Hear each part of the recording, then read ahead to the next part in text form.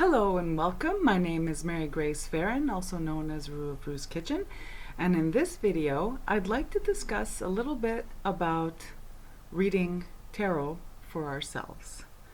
So, there's a lot of different myths out there. When I started reading tarot, the whole belief system in my general area was that you shouldn't be reading tarot for yourself. And you can't read any kind of cards for yourself. Well, I call bullshit. Yeah, you can read for yourself. If anything, you should be, if you are into divination, if you are into tarot, Lenormand, oracle cards, pendulum, whatever it is you're into, you should be reading for yourself because you know yourself pretty well. And one, it'll help you learn your craft or your divination, your divination art.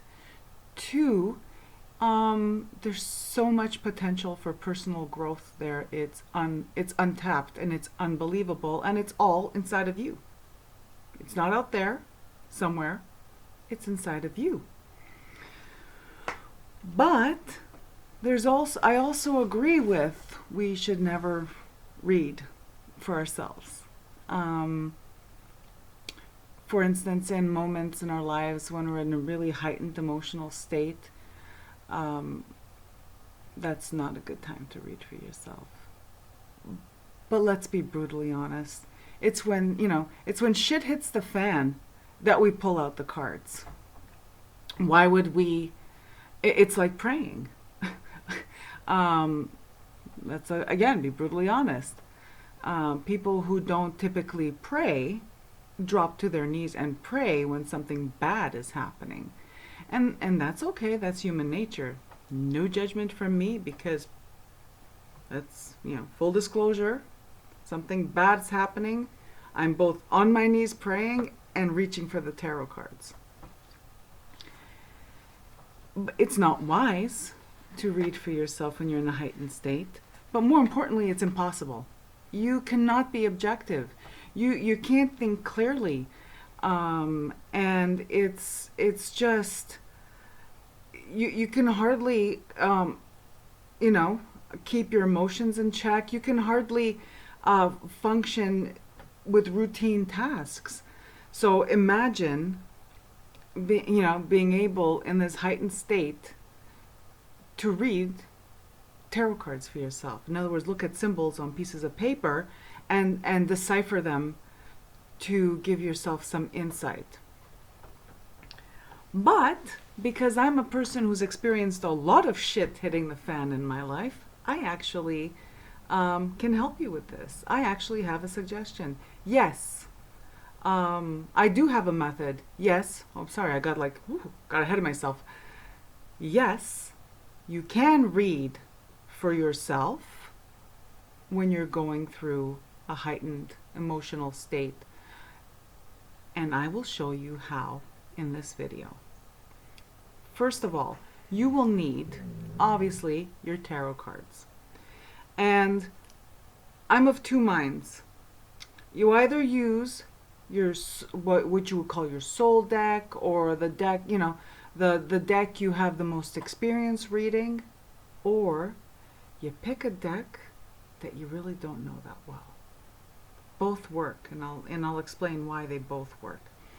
If you pick the deck that you know really well, it's comforting. You know what I mean? Like you know the language it speaks. You know the deck's personality. Excuse me, I got to shift in my seat. You know the language that deck speaks. You know the tone of that deck. And it may be the kind of, it's the friend you want to turn to in this moment.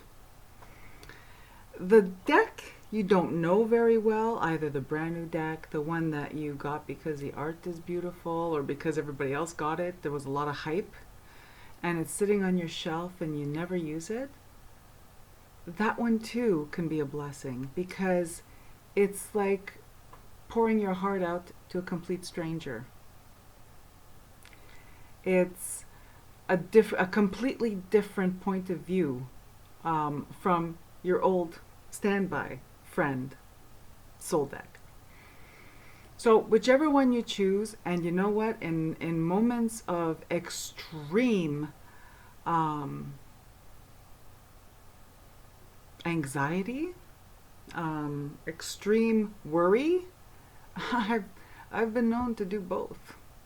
So you need your tarot deck. Today I'm going to be using my old friend here, that's in this beautiful box that I scored at a thrift store. That's, still has the price tag on the bottom and made in Poland for like a couple of bucks. I'll be using my trusty. This is the Centennial Rider-Waite. I've been reading Rider-Waite since 1986, so this is what I would use. Then you need, before I show you what else you need your cards. Then you need a layout. And I mean, like, I'm the first one to admit I'm Miss or Mrs. or whatever, Madam. Just pick a card, just flip out some cards here, let's see, and see if it tells me a story. I don't really stick to a preset layout for myself. When I read professionally, I have been using the same layout since 1986, and it is this one. It is the Zodiac. I think it's called the Zodiac, or the horoscope. The horoscope layout. So I'm going to bring this. This is a photocopy straight out of the book. The first book I ever got on tarot came in a box set with my tarot deck, my Rider-Waite, my original yellow box. And it was Mastering the Tarot by Eden Gray. And so I photocopied it because my book looks pretty, beat up. It's up on my shelf up there. But I thought maybe on a fresh sheet of paper you'd be able to see it. This is the layout I've been using since 1986. This is my ride or die, my tried and true. If you come to me for professional reading, or if you contact me on the internet for professional reading, this is the layout I'm using. It's fantastic. It's 12 cards, and each card is a house. So you have Aries, Taurus, Gemini. And for each position, it's what that house rules. So you have that layering on top of your meanings of your tarot cards. Now, back in the old days, and probably still now, I just haven't read a guidebook in so long. I'm so embarrassed, but I haven't. You picked a significator. I never really jived with picking that significator. Significator? Is that the word? Oh my God, somebody please correct me if that's the wrong word. So pulling out, let's say for me, the Queen of Cups out of the deck to stick it in the middle doesn't help me. So I don't pick a significator. What I do is I use oracle cards. And instead of picking a significator, I pick one oracle card after I've laid out the 12 cards of tarot. What's the takeaway? What's the main? What is the salient information that I'm getting from this reading? What is the takeaway? What is the main message? What do I need to focus on? Because when you're in a heightened state, there's no focus, there's no nothing. It's like you're all over the place, and it's horrible. It's horrendous. We've all been there. The deck that I'm using currently, currently is like in the last year, is one that surprised me. I picked it up because I am a lover of all things vintage. I am a vintage aficionada, or fixata, fixated, fanatic. I love anything vintage. I have ever since I was a kid. And I picked this up just because it said vintage on the box. And these cards surprised me. Oh my God. I'm not going to do a review. I'll do a review of these separately. But anyway, so I'll be using these. These are the backs. You've probably seen these before. If you're watching me, thank you. If you're watching me, oh my gosh, really, I appreciate you. And you're probably into tarot cards and oracle cards, which is why you're watching this video, but I trimmed mine. And I love these. So this is what so when I'm in a heightened state, I will generally use my two friends here, and which incidentally are my go-tos for professional readings. All right. You got your layout. Then you need a guidebook. And it's the same idea with the guidebook. Either a guidebook you know really well, or a guidebook you never looked at. And if you're watching me, you're into tarot, you have these guidebooks that you've never even looked at. One that I look at only when I actually look at a guidebook, which is rarely, is this one. I don't even know where I got it. I probably picked it up in a used bookstore somewhere. And it's really good. It really, for reading for myself, it's fantastic. One, because I don't know it. And two, it goes quite in depth. Oh, look, it's open on the Queen of Cups. It goes quite in depth. So I'm not going to do a review of this book because this is not why we're here today. But just to show you, it's The Ultimate Guide to Rider-Waite Tarot, Johannes Fiebig and Evelyn Berger. Good book. Okay. You use whatever you need to. In the past, I've used the guidebook from the Mythic Tarot. Excellent one. If you're reading for yourself and you need to be objective, that's an excellent guidebook. So what do you do next? Next thing you do is you have your layout, and you don't have to use my layout. This is, you know what I mean? Like, you may have your preference. You may be a Celtic cross kind of person, and then therefore use the Celtic cross. You may have like a 3-card spread that works for you. You may be, I know the old French, like the Marseille style, people who read Marseille, who, I don't want to generalize because there's lots of it's had a modern resurgence, this Marseille. But what I'm trying to say is that the people that I knew back in the day who read Marseille did the 3 cards, past, present, future. I've used it.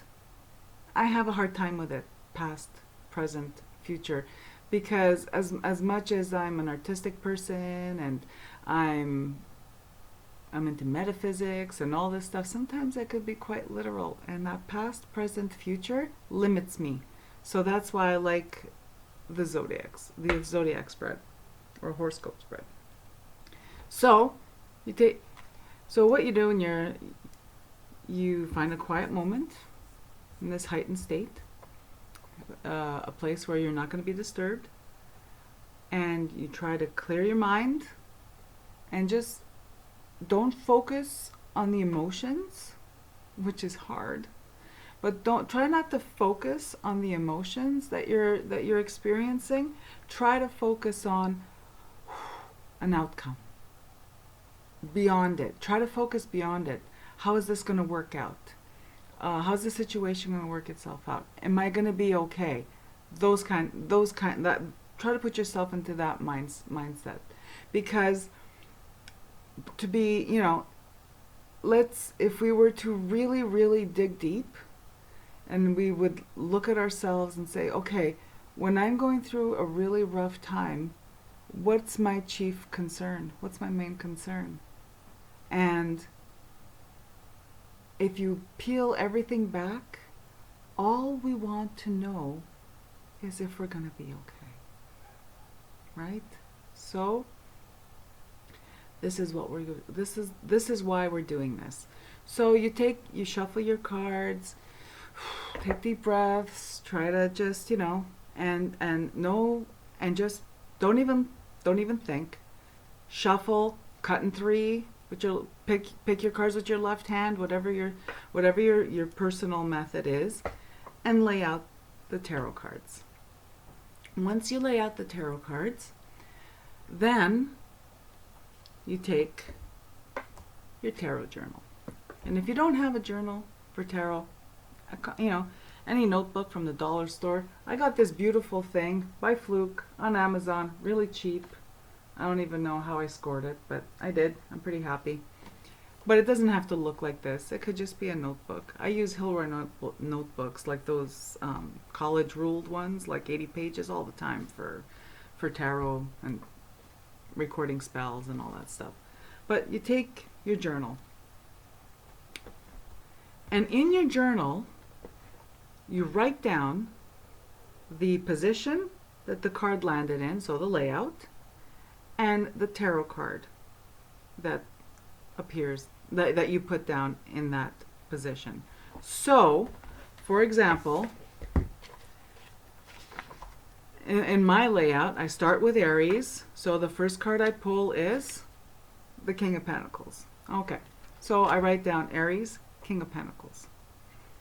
And I keep going. Taurus, Five of Swords. Already, you're getting a little glimpse into my life. Gemini, the Star. So that would be the example with my layout. And I just write this down in my journal, leaving enough room on the page, like between cards, to then do the next thing. So the next thing you do is you take, sorry, I forgot. So I have my 12 cards out. So if this was me doing it for me, I have my 12 cards laid out. I take a picture, with my phone, if I want to have a visual.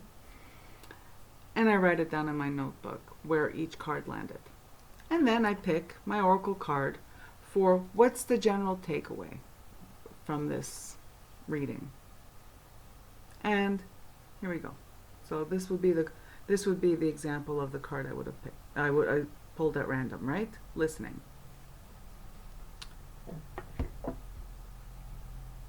Then don't read the cards. You've listed the cards that you pulled in your journal or even on a sheet of paper. You know what I mean? Like the exercise here is to get out of your own way, step outside of yourself, and as much as possible be objective. So then you go into the guidebook you selected and you look up each card. And you write for each card the meaning from the book. It's a lengthy process, but the whole point is to get you out of that right brain where you're freaking out into your left brain doing homework. So for each, so in Aries, so for example, okay, here, because we're being objective, I'm going to use. So I have a copy of my layout that I know what it means, but when I'm really emotional, I can't be objective. Aries rules all beginnings. It is assigned to the seeker's physical appearance and characteristics, his temperament and personality, also his outlook on the world and his potential. And I pulled this dude, King of Pentacles. So I go into the book, I find the King of Pentacles, and that is exactly, I write down everything that this book says about the King of Pentacles. And then I go to the next card. Once I've written out my whole reading from the guidebook, I put it away. Put it away at least for a couple of hours. Now, just writing this stuff down, again, really helps you to get into a more like left brain exercise kind of homework kind of place. So already, that's already helpful. But also, once you've written it all down, you could tell yourself, okay, the answers I seek are in my journal. When I'm ready, I'm going to look at it and I'll be able to see clearly the situation that I'm in. What I like to do is at least put it away for a few hours and do something else. In the past, when I've done this, and every time I've done this, I felt such a sense of relief just from doing this. And sometimes all we need when we're in a heightened state of anxiety, fear, worry, is just to get a break from it. Sometimes we just need that relief, and it does give you that relief. It's almost like, writing a letter to someone that you don't mail, unless of course you want to mail it, then that's up to you. But it's that kind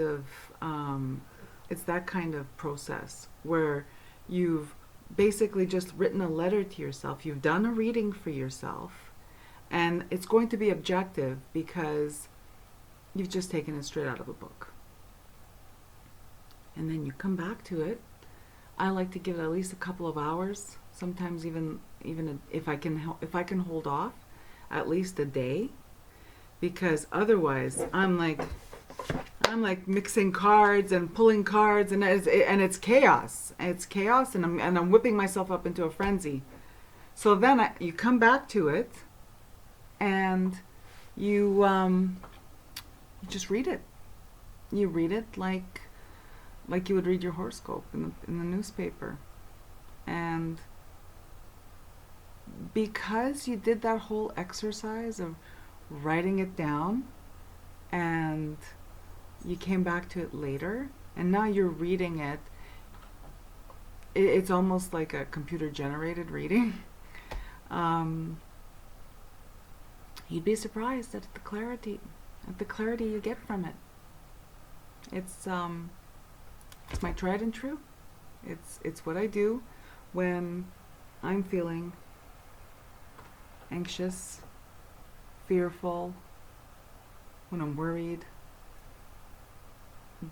when I'm so emotionally invested in a situation that I cannot see it clearly. This method works